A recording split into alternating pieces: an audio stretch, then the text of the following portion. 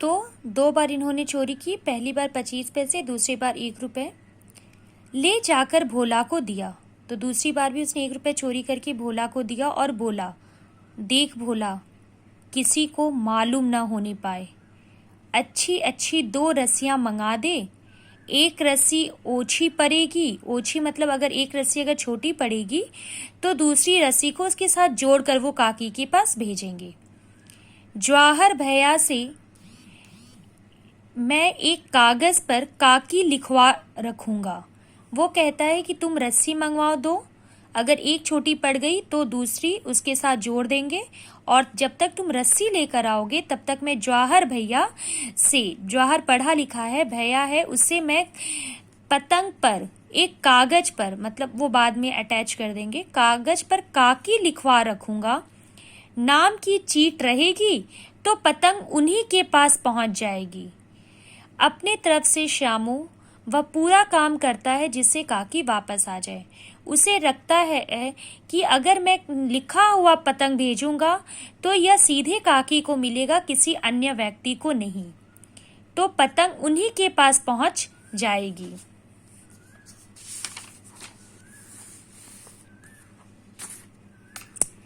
दो घंटे बाद प्रफुल्ल मन से श्यामू और भोला, प्रफुल्ल मतलब खुशी मन से, 2 घंटे के बाद अंधेरी कोठरी में बैठे बैठे पतंग से रस्सी बांध रहे थे।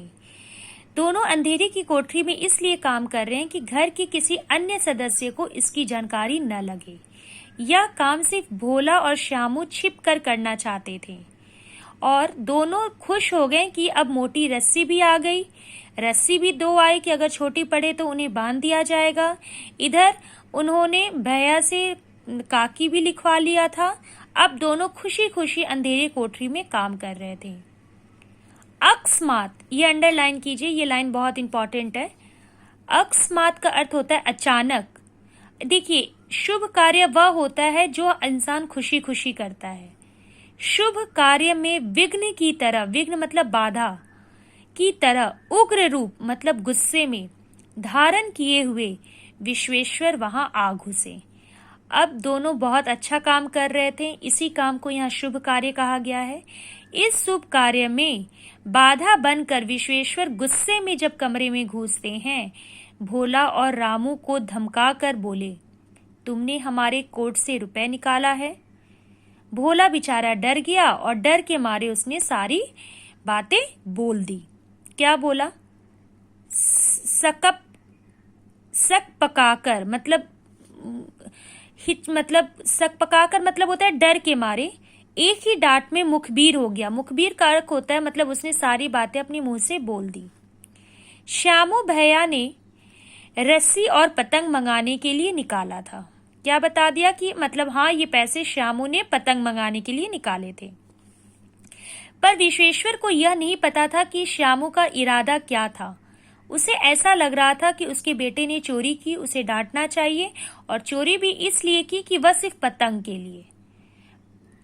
विश्वेश्वर ने श्यामू को 2 तमाचे जड़कर कहा, मतलब 2 थप्पड़ मारकर कहा, चोरी सीख कर जेल जाएगा।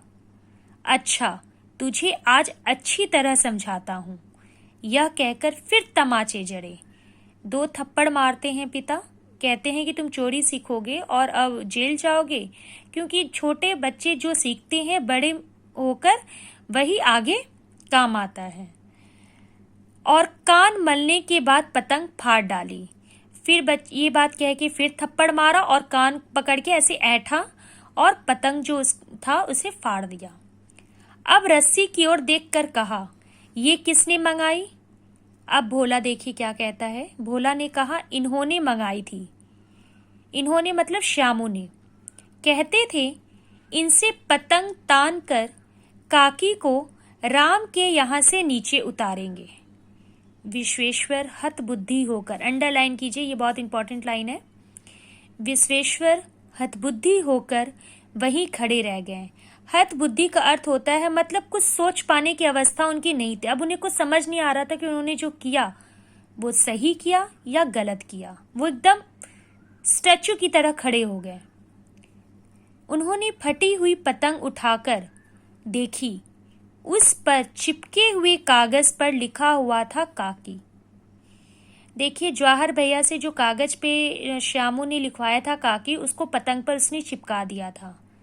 जब विश्वेश्वर को इस बात का पता चला कि यह पतंग काकी को बुलाने के लिए श्यामू ने किया है, तो वो हतबुद्धि होकर खड़े हो गए। हतबुद्धि मतलब उन्हें समझ ही नहीं आ रहा था कि वो क्या कह रहे थे। यहाँ कहानी खत्म होती है। बच्चों, पूरी कहानी का निष्कर्ष यह है कि एक बच्चा अपने दिमाग से जो कार्य करता है उसे लगता है वह सही है। यहाँ श्यामू को उसकी माँ की मृत्यु के बारे में नहीं बताया जाता है, क्योंकि श्यामू की उम्र इतनी नहीं है कि वह मृत्यु शब्द से परिचित हो सके।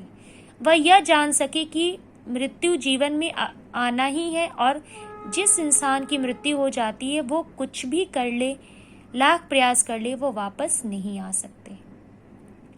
श्यामू को समझाने के लिए पहले उसे बताया जाता है कि उसकी माँ मामा के घर गई है, लेकिन आसपास के बच्चों ने उसे सच बता दिया कि उसकी माँ राम के पास गई है। राम अर्थात ईश्वर के पास। ऐसे भी हम कहते हैं कि मृत्यु और जन्म और मृत्यु ईश्वर की देन है। ईश्वर की कृपा से इंसान का जन्म होता है और ईश्वर के ही कृपा से इंसान की मृत्यु होती है। अब श्यामू को यह लगता है कि राम तो आकाश में निवास करते हैं। जब आकाश में पतंग जा सकती है तो मेरी माँ भी आकाश से पतंग की तरह नीचे वापस आ सकती है।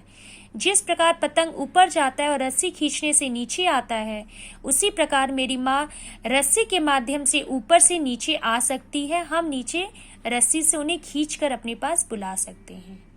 ये पूरी तरह एक अबोध बालक, अबोध मतलब जानकारी नहीं है, अबोध बालक की मानसिक अवस्था का वर्णन किया गया है। अगली कक्षा में हम लिखित कार्य करेंगे। धन्यवाद।